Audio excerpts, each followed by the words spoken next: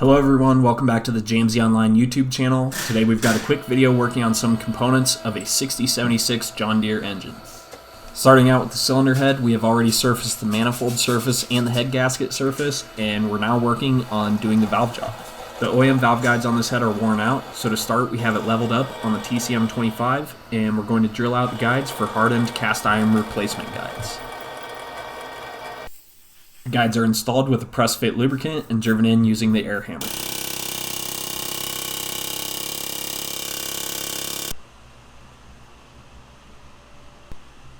The replacement guides are a bit long, so I'm going in with a piloted end mill to simply trim off the excess material. The original valve seats were worn out on this head and have already been removed, so now we're going to be driving in the new replacement seats.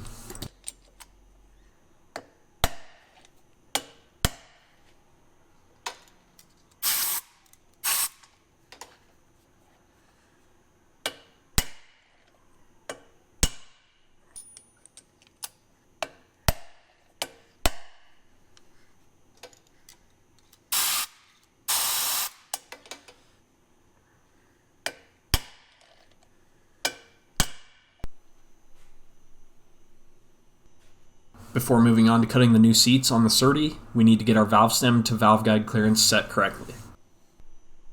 I've already selected the correct size 30 pilot, so I'm going to use our diamond valve guide hone to hone the guides until the pilot fits perfectly.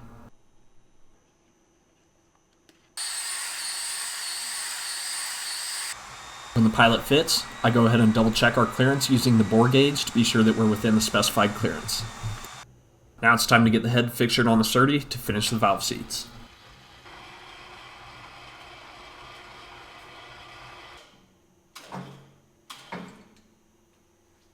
With the pilot and one of the valve guides, I can level the head using the spirit level. The 30 will compensate for any slight variations in alignment between each of the other valve guides. I'm going to be using one 3-angle cutting insert for the intake seats and a slightly wider 3-angle cutting insert for the exhaust seats. Both the intake and the exhaust will be 30-degree seat angles.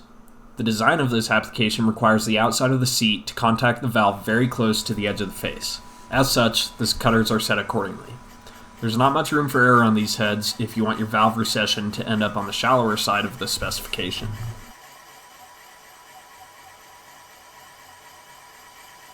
As usual, the vacuum check is used to ensure that the valves are going to seal.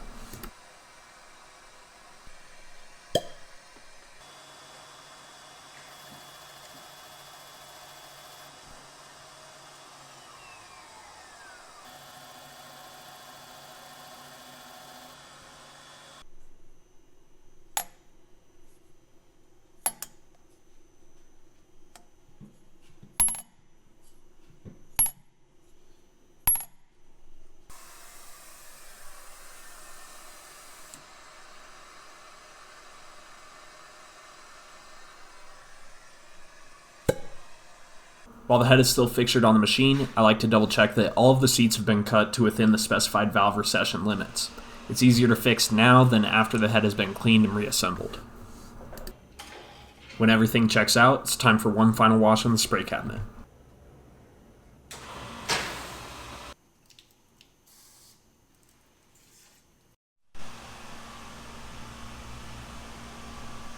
The machined surfaces of the head look brand new now, so it's ready to get some brand new valve train components installed. The new valves are installed with assembly lube on the valve stem. The exhaust valves get a plastic umbrella style valve stem seal, while the intake has none. New springs, retainers, and valve keepers are installed as well.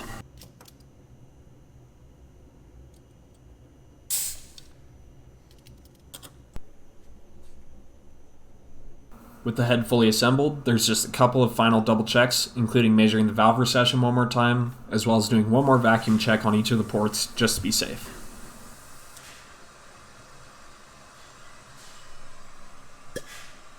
That wraps up all the work on the cylinder head, and the only thing left for this customer is to do some work on the connecting rods.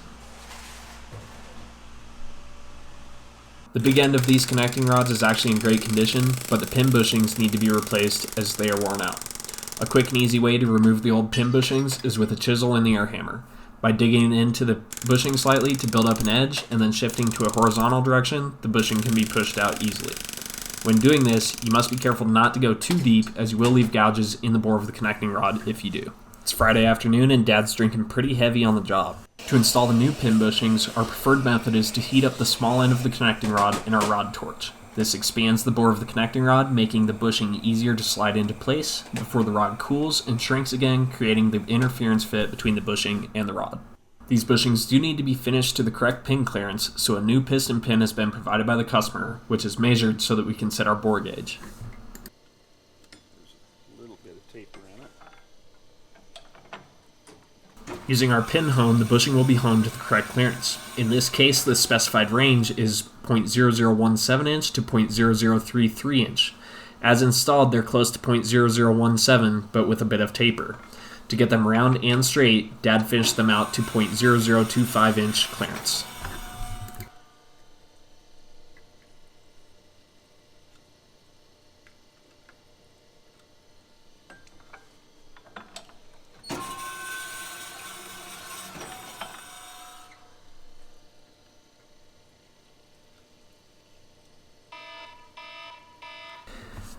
After many hours of service, the connecting rods have developed some slight magnetism.